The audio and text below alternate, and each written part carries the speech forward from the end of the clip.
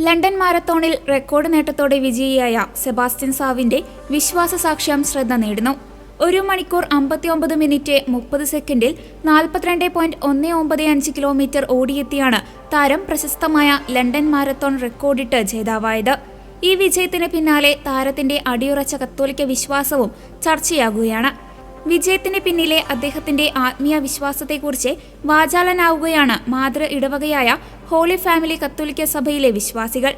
April 26 നടന്ന മത്സരത്തിനായി ലണ്ടനിലേക്ക് വിമാനം കയറുന്നതിനെ തൊട്ടുമുമ്പും Sebastian ഇടവക പള്ളിയിലെത്തി പ്രാർത്ഥനകളിൽ പങ്കുചേർന്നിരുന്നതായി ഹോളി ഫാമിലി കാത്തലിക് ചർച്ചിന്റെ ചെയർപേഴ്സൺ ജൂലിയസ് കെമി അന്താരാഷ്ട്ര മാധ്യമങ്ങളോട് പറഞ്ഞു. അന്നേ ദിവസം കുർബാനയ്ക്ക് ശേഷം അദ്ദേഹം വിശ്വാസികളോട് തനിക്ക് വേണ്ടി പ്രാർത്ഥിക്കണമെന്ന് അഭ്യർത്ഥിച്ചതായി കെമി വെളിപ്പെടുത്തി. അദ്ദേഹം ഒരിക്കലും വിശുദ്ധ കുർബാന മുടക്കാറില്ല.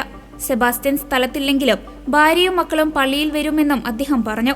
ലണ്ടനിലേക്ക് പോകുന്ന ദിവസം പള്ളിയിൽ വന്ന് പ്രാർത്ഥന സഹായം തേടിയ ആ എളിമയാണ് അദ്ദേഹത്തിന്റെ വിജയരഹസ്യമെന്ന് കെമി കൂട്ടിച്ചേർത്തു.